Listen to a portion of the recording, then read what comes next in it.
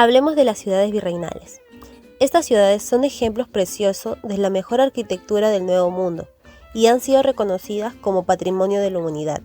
Entre ellas está la ciudad de Lima, Cusco, Arequipa, Trujillo, entre otras. Mencionaremos algunas ciudades más destacadas. En la ciudad de Lima se reúne un conjunto de palacios, iglesias, conventos, casonas y edificios públicos de una belleza insuperable.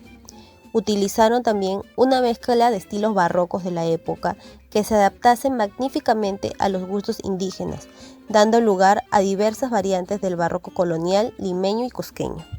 El Palacio del Gobernador, el Arzobispal y otros combinan la piedra con la madera de los preciosos balcones con celosías, que realizan los imponentes edificios.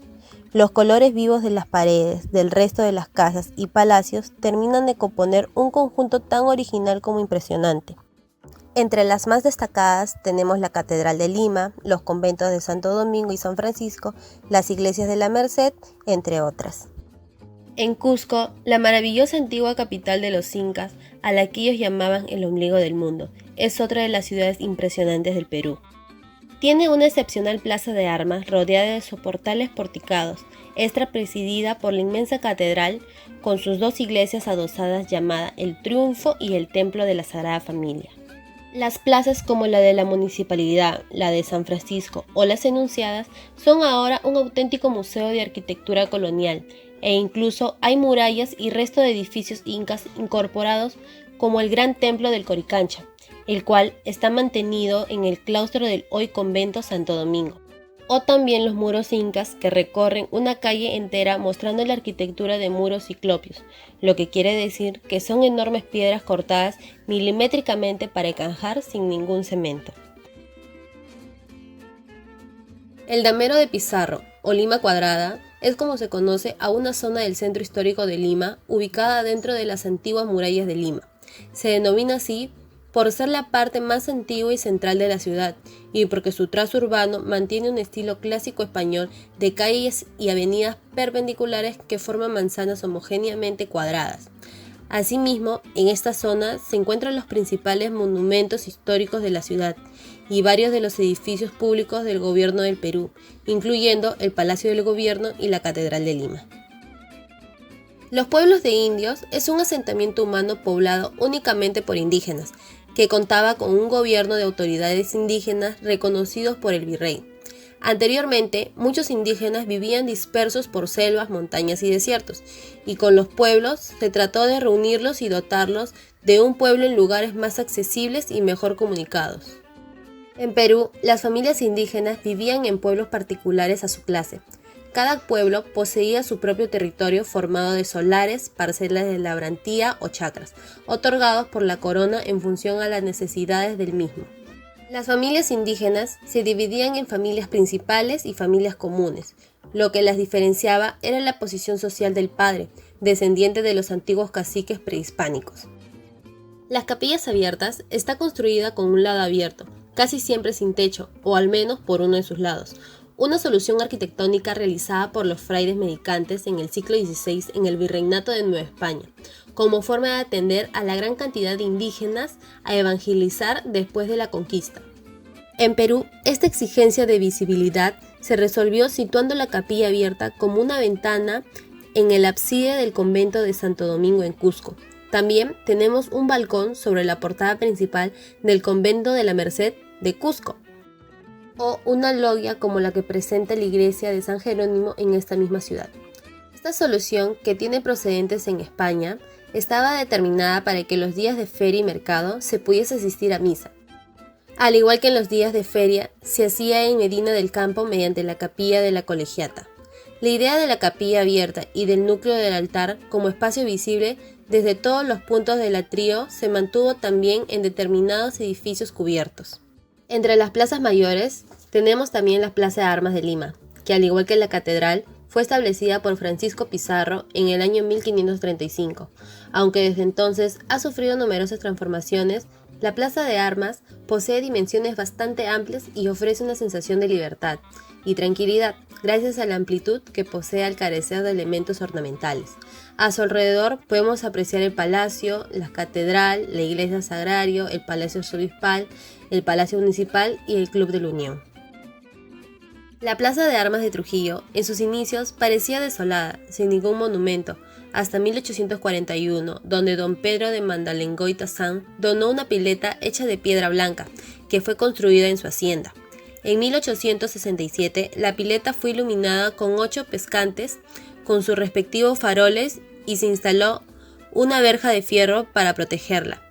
El centro de la plaza actualmente se ubica en el Monumento de la Libertad. La Plaza de Armas de Cusco tiene una arquitectura colonial. Sus edificios son el reflejo del paso de los conquistadores españoles por esta ciudad. Sin embargo, esta plaza tiene su origen mucho antes de la conquista. Este fue el punto elegido para comenzar a crear la ciudad imperial, la cual se convirtió en capital del Imperio Incaico. Hoy en día, la Plaza de Armas es uno de los principales atractivos turísticos de la ciudad de Cusco. Aquí se encuentran diversos templos religiosos como la Catedral, la Iglesia de la Compañía de Jesús y la Capilla del Triunfo, acompañados con hermosos portales con arcos coloniales. La Plaza de Armas de Arequipa está rodeada por la Iglesia Catedral y diversos portales. La Plaza de Armas presenta una hermosa fuente de bronce de 3 platos coronados por la figura de un soldado del siglo XVI. A dicho personaje se le llamaba Tuturutú, que según la historia era el encargado de avisar de cualquier acontecimiento novedoso. Alrededor de la plaza se puede apreciar 3 portales hechos con granito y con bóvedas de ladrillo y cal.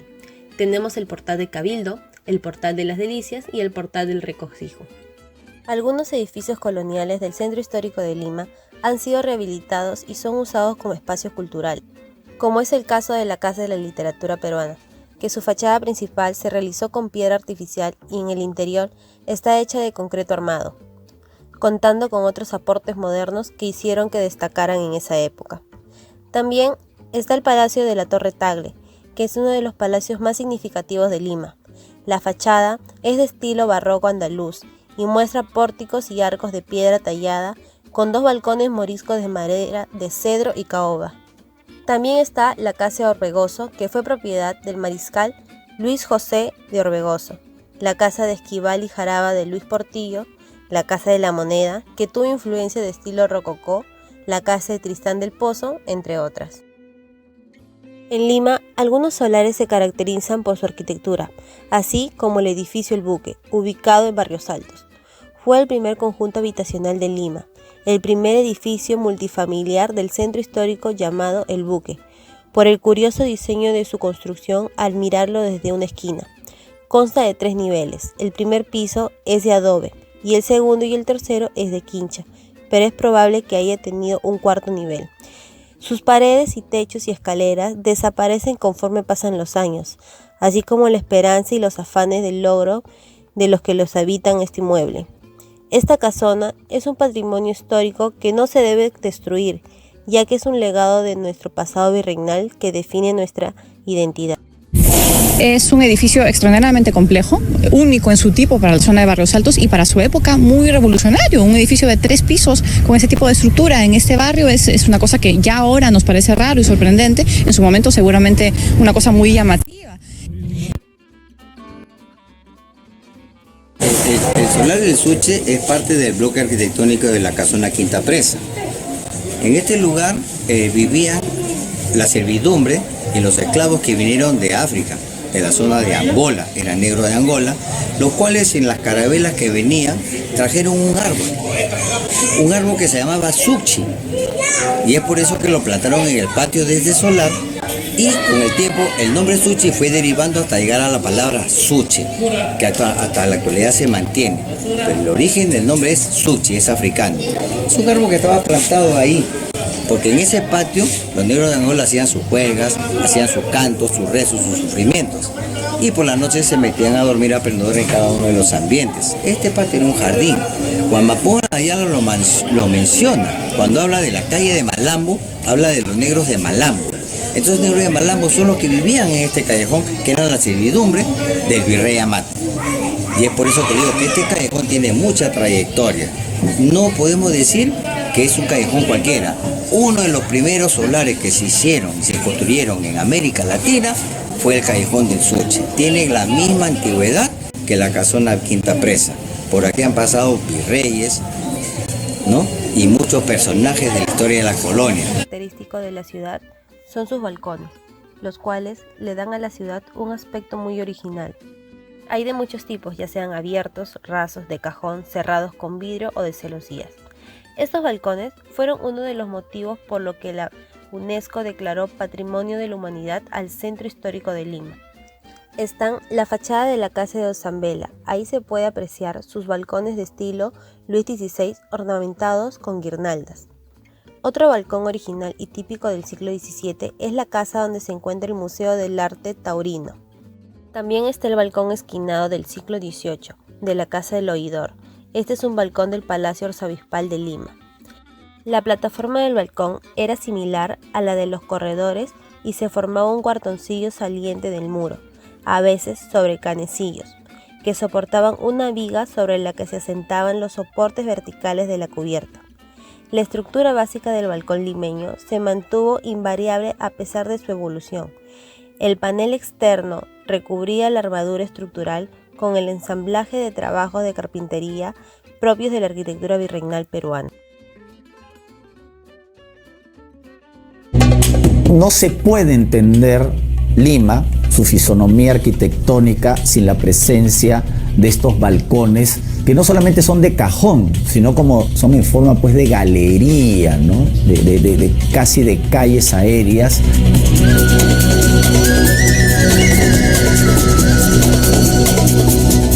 El balcón, la caja de madera suspendida en la fachada de una vivienda o de una construcción civil o religiosa, es una herencia que hemos recibido de la arquitectura que trajeron los españoles finales del 16, comienzos del 17 exactamente. En conclusión, podemos decir que la arquitectura del virreinato tuvo gran influencia de los estilos europeos, especialmente de los españoles. Ellos tomaban como ayudante a los indígenas para transmitirles sus conocimientos, mientras que en la arquitectura civil se emplearon construcciones de edificios para los fines de la vida civil, como las casas y los palacios.